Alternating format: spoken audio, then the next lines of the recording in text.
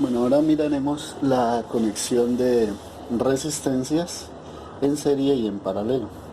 Bueno, conexión de resistencia en serie, pues simplemente se tiende un cable y en medio se van colocando una resistencia seguida de la otra. Entonces aquí voy a llamar la resistencia R1, R2, R3, R sub n, donde los valores de esas resistencias pues en general van a ser diferentes y están conectados a una fuente de voltaje continuo que tiene un valor delta de V.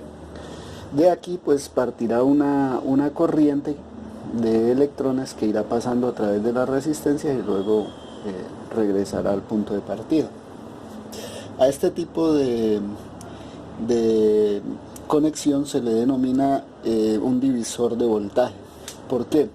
Porque resulta que si yo mido el voltaje para esta resistencia, que lo voy a llamar delta de V1, luego mido delta de V2, delta de V3, y etcétera, hasta delta de V sub n, cuando sume todas esas diferencias de potencial obtenidas allí, me van a dar justamente, la suma de ellas me va a dar el voltaje total de la fuente. Es decir, que ese voltaje se repartió entre cada una de esas resistencias. De aquí que nosotros podamos escribir delta de V igual a delta de V1 más delta de V2 más delta de V3 más delta de V sub n. Si aplicamos la ley de Ohm, entonces nosotros sabemos que la ley de Ohm es delta de V igual a R por I. Es decir, que podemos escribir ahora delta de V total, que sería igual a la resistencia equivalente multiplicada por la corriente total, ¿sí? Que va a ser la misma para todas. Sería igual a R1 por I1, delta de V1 sería R1 por I1, delta de V2, R2 por I2, delta de V3, R3 por I3, y etcétera, hasta delta de V sub n sería R sub n por I sub n. Pero como hay un solo cable, la corriente no tiene por dónde dividirse o dónde bifurcarse. De aquí que la corriente que pasa por cada una de las resistencias va a ser siempre la misma y va a ser igual a la corriente que salió de la fuente.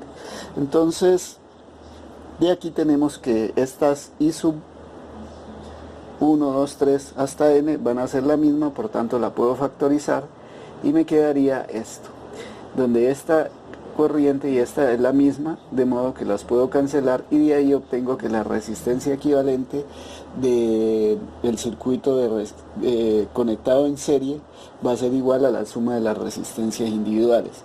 ¿Esto para qué me sirve? Pues simplemente para convertir este circuito que tiene varias resistencias en un circuito que tiene una sola resistencia que va a valer igual a la resistencia equivalente, que para este caso sería la suma de las resistencias porque están conectadas en serie, y pues me simplifica notablemente el circuito, y eso pues nos va a ser de utilidad cuando tengamos ya circuitos más complejos que el que estamos acabando de dibujar. La otra conexión que se puede hacer es la que denominamos conexión de resistencias en paralelo.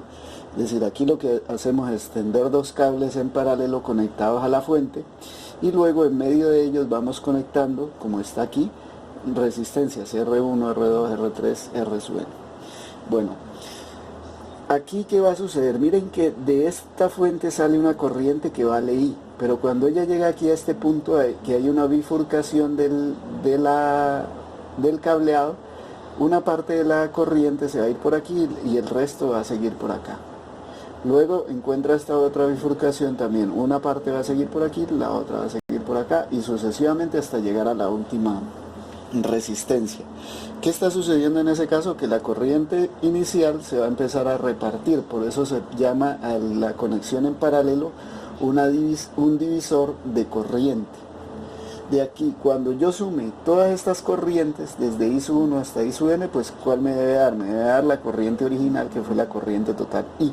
Entonces yo puedo decir que I va a ser igual a I sub 1 más I sub 2 más I sub 3 más I sub 4 más I sub n. ¿De acuerdo?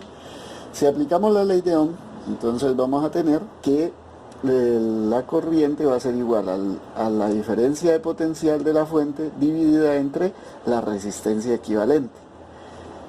Y acá en cada una de las resistencias que vamos a tener, que la diferencia delta de V1 sobre R1 va a ser I1, I2 va a ser delta de V2 sobre R2 y sucesivamente hasta llegar a I sub n, delta de V sub n sobre R sub n. Pero ¿qué sucede en este caso? Que cuando yo mida el voltaje, aquí en cada una de estas resistencias me va a dar el mismo voltaje que aplicó la fuente, delta de B. Entonces, en ese caso, yo voy a tener que, bueno, aquí se me olvidó escribir el delta de B, para que lo tengan presente. Aquí voy a tener que este delta de B va a ser el mismo para todos, ¿sí? Entonces yo puedo factorizar este delta de B y me quedaría delta de B factor de 1 sobre R1 más 1 sobre R2 hasta 1 sobre Rn. Como este delta de B y este delta de B son el mismo, se pueden cancelar. De aquí que me queda que 1 sobre la resistencia equivalente va a ser igual a la suma de todos los recíprocos de las resistencias individuales. O sea, puedo decir lo siguiente, que el recíproco de la resistencia equivalente es igual a la suma de los recíprocos de las resistencias individuales.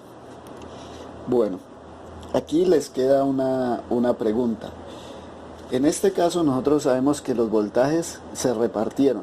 La pregunta es, ¿cuál de las resistencias se queda con la mayor cantidad de voltaje y cuál con menor cantidad de voltaje? En este caso, como lo que se reparte son las corrientes, entonces la pregunta es similar. Ahora, ¿cuál resistencia se queda con la mayor corriente y cuál resistencia se queda con la menor corriente que pase a través de ella? Esa es la pregunta que ustedes van a resolver posteriormente y con base en las lecturas que hagan en los diferentes libros de texto.